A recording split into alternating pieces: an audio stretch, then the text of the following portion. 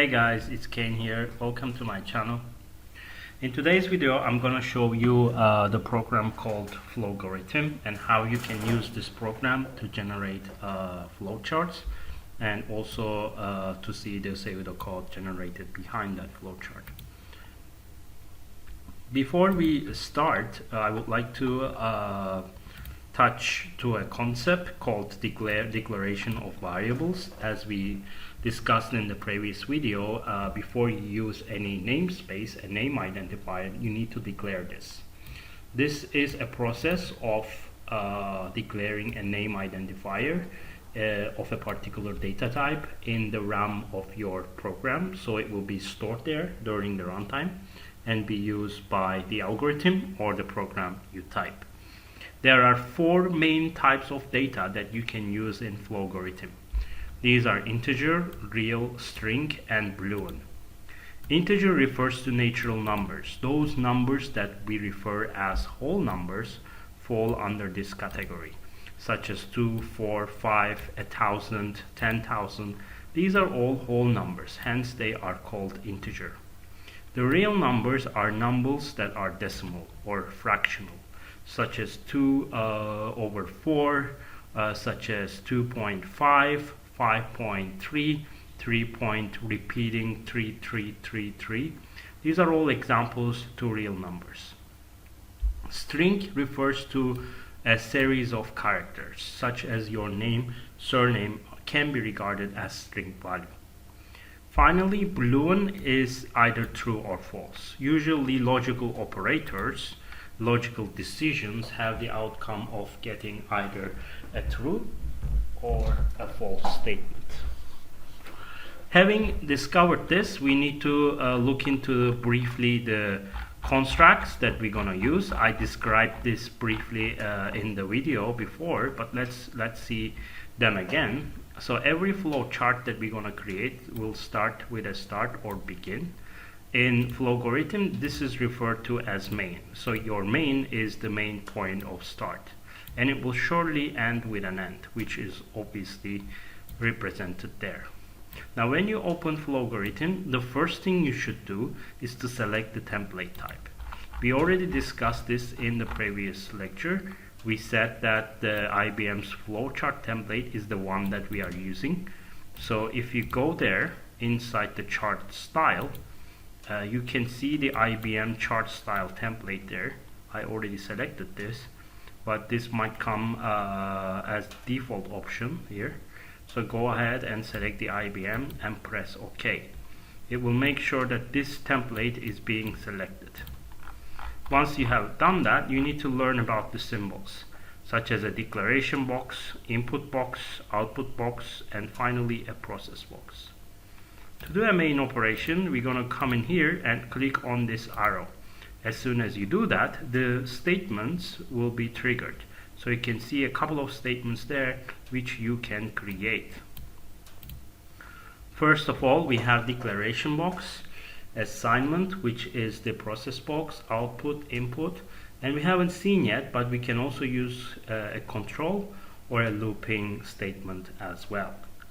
So what we're going to do in here is that we're going to press on the arrow, and the first thing that I'm going to do is to declare a variable.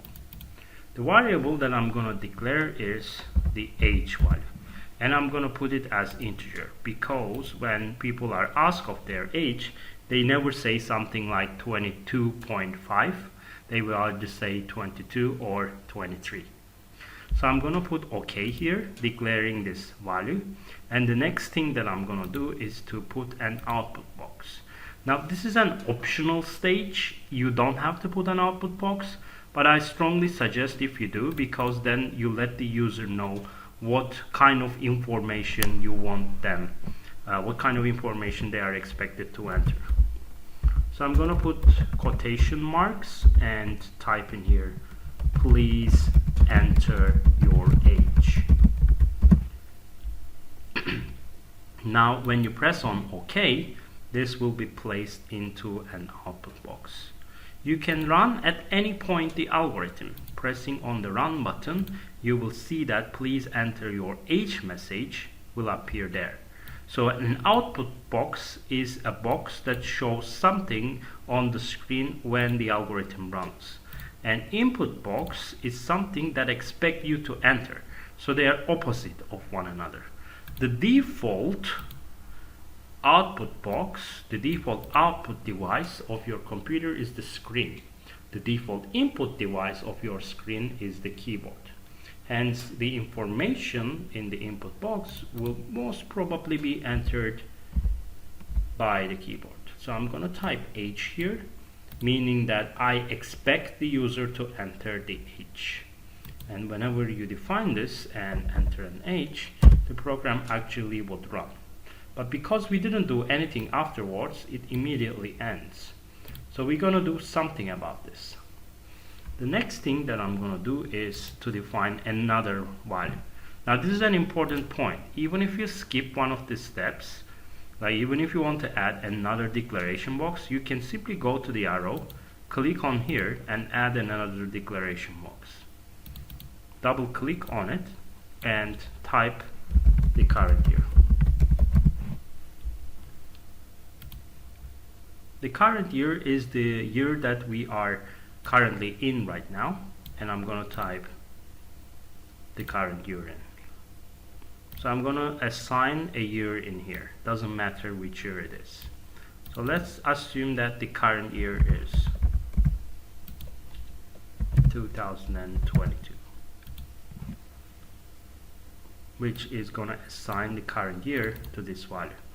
Now this has to be the current year, but accidentally if you typed year and initialize it, when you run the program, it will actually generate an error. And that error is, before you can store or read data from a variable, it must first be declared. This means that if you do not declare the value first, you will not be able to use that. So this shouldn't be year, it should be actually current year. Once you have entered this, you can now run the program. Now what we need to do in here is to put an assign operator. And basically when you do this, it will allow you to do some kind of operation. Let's assume that I am trying to find the year the user was born in this algorithm. So if I assign year born value here and try to find which year that a user was born, I'm going down, and within the assign operator, I'm going to type year born equals to current year minus age, which will indicate that the year born is equals to current year minus age. Now when you run the program and enter your age, and it will do a calculation, but it will never show it. Now the part that you want to show it should be inside the output box. To do this, we can simply put quotation marks again. By 2022, you were born in, let's say in 2012, you were born in, put the and symbol here, which will get the value of that specific variable, in this case year born. So it means get the value of year born and display it. So whatever value lies inside year born will be displayed here. So it will be in 2022 you were born in this year. So let's try to run this, assuming that your age is 20. In 2020, you were born in 2002. So you will be 20 years old in 2022, or you are. So this is how Flowcharts works on a basis. So it's kind of like evaluates step-by-step approach. So it runs. So the first thing you should know is that it has a start and it has an end. The second thing you should know is that when you declare a value, when you declare a variable, you can use it. And if you attempt to use a value without declaring it, such as age, assuming that I am going to delete this and try to run it, it will generate me an error telling me that before you store or read values, it must be declared. So it doesn't find age. It says that it's not declared. So it gives me an error here. To fix this error, I'll have to go to declare, double click on it, and type age here again, making sure that this value is declared. Now once you declare it, you can run the program, get the age value, do the necessary calculation, and show the output. So if I enter my age as 23, I will be born in 1999 in 2022. So this is how Flowcharts works. What about the pseudocode? You can generate the pseudocode of the program at any time in the program. All you have to do is to go to the source code viewer. Once you are there, you can simply click on this auto pseudocode part and see the code. So it's like declare integer, output, input, assign, output, whatever that is.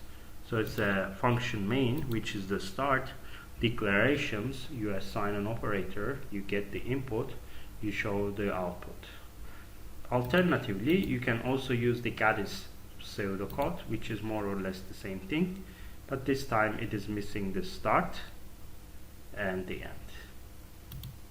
There are other variations that you can see, and you can even convert it into source code. Once you have written it down, you can see the C code, which we haven't passed yet, but you can still convert your algorithms into C code as you go through. Okay. For now, we're going to stick to the auto pseudocode, which is this one that is generated. Now, so far, we have used the declaration box, input box, output box, and that's it. What I want to do is, I want to create an exercise that we will use more boxes, such as a decision box, which is kind of like the next stage.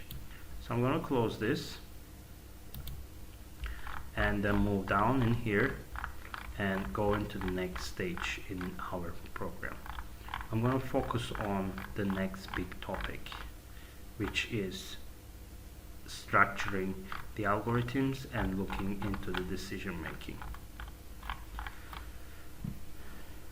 So whenever you need to make a decision in the program, you come up to here with a decision, or sometimes called a control box. A control box is a statement that you gotta take a decision in the program. This is done through a logical operator.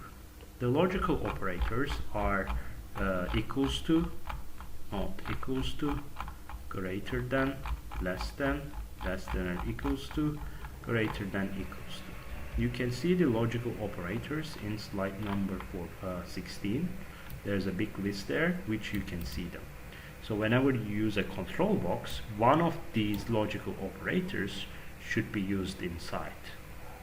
So going down now to the section of the control box, you come in here, and the outcome of an operation is either true or false. So let's go back and design a program that will actually allow us to use the control box. I'm going to type logarithm here and solve a question. Assume that we have a program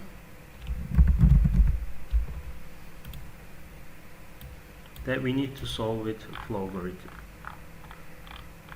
Let's take the exercise 7. Draw the flowchart and write the pseudocode which will accept an X value from the user and will show different outputs according to the entered X value.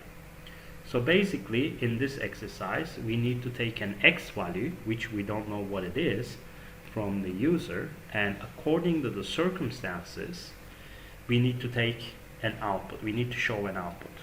So the conditions that can happen is X is equals to 0, which we're gonna say the output is 0. Condition can be X is over 0, which we're gonna say X is a positive number, and X can be less than 0, which the output is a negative number. So basically we're going to build up a flowchart that will allow the user to input X, and based on the value they enter, we're going to show this output. So let's get started. I'm going to go to Flowgorithm. I need to use an X value. So I can simply ask the user to enter X. But before that, if I try to run it, it will warn me because I didn't declare the value. So make sure to declare your values before you actually get them. So make sure to type X here. Now another important point is that most programming languages are actually case sensitive. So a capital X can be completely different than a lowercase x. In this case, Flowgorithm does not generate an error. It does not matter for Flowgorithm whether you type the X value as capital or lowercase. But please be careful because most programming environments, including C and C++, is case sensitive. So a capital X is quite different than a lowercase x.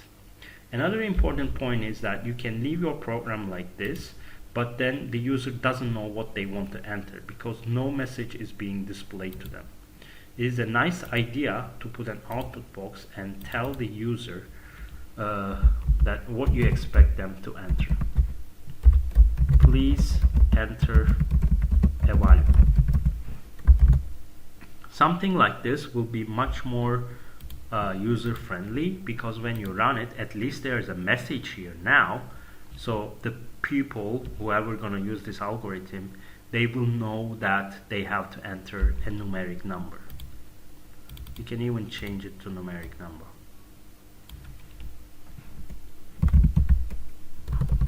A whole number. Once we have done it, we take that whole number as X. Now we can deal with the circumstances. To do that, we will use what we call as a control box. A control box allows us to evaluate conditions.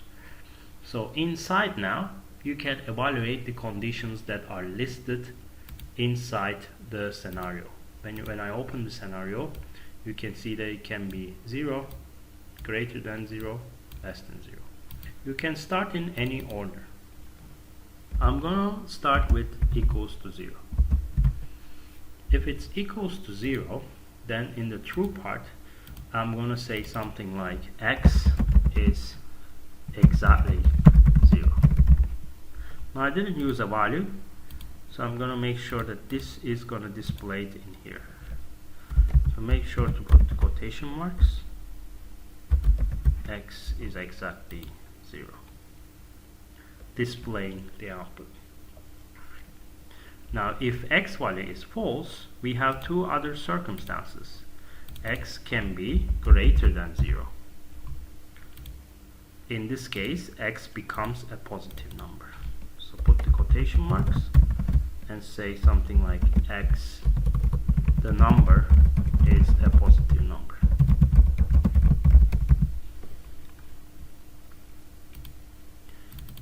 You can even say that the number is exactly 0. Now, when it is not, you can come in here, add another decision box, and evaluate the condition, X being less than 0. A number can be equals to 0, greater than 0, or less than 0. If it's a number, it falls into one of these categories. There is no other option. So we can say X or the number is a negative number. Once we have done it, we can display the output and run the program. You can have something like this and try to run it. So please enter a whole number. I'm going to enter -5 and press enter. And as you can see, it says the number is a negative number.